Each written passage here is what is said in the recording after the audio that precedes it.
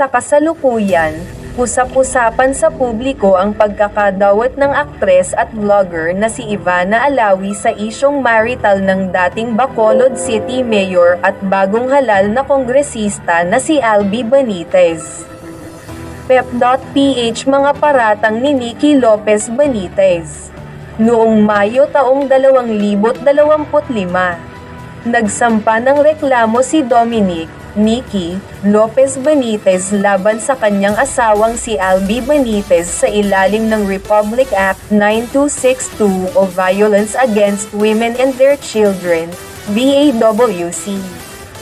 Sa kanyang reklamo, inakusahan niya si Benitez ng economic at psychological abuse, at binanggit na si Ivana Alawi ay di umano'y kalaguyo ng kanyang asawa.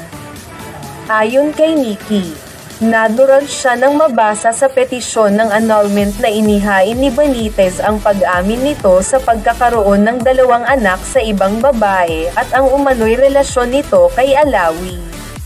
Pagtanggi ni Benitez at Alawi, mariing itinanggi ni Alby Benitez ang mga paratang ng kanyang asawa, tinawag itong walang basehan at mapaghiganti. Ayon sa kanyang abogado, hindi dapat idinadamay ang ibang tao sa kanilang personal na usapan. Samantala, noong Pebrero taong 2024, itinanggi ni Ivana Alawi ang mga espekulasyon ng kanilang relasyon matapos silang maispatan sa Japan. Ayon kay Alawi, hindi PO ako ang nasasabing girlfriend ni Mayor Alby Benitez. Sinabi rin niya na may iodine date siyang isang negosyante at hindi isang politiko. Kasalukuyang kalagayan.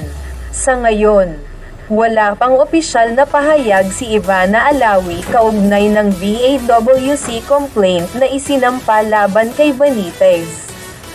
Nananatiling tahimik din ang kanyang talent management na PPL sa isyong ito.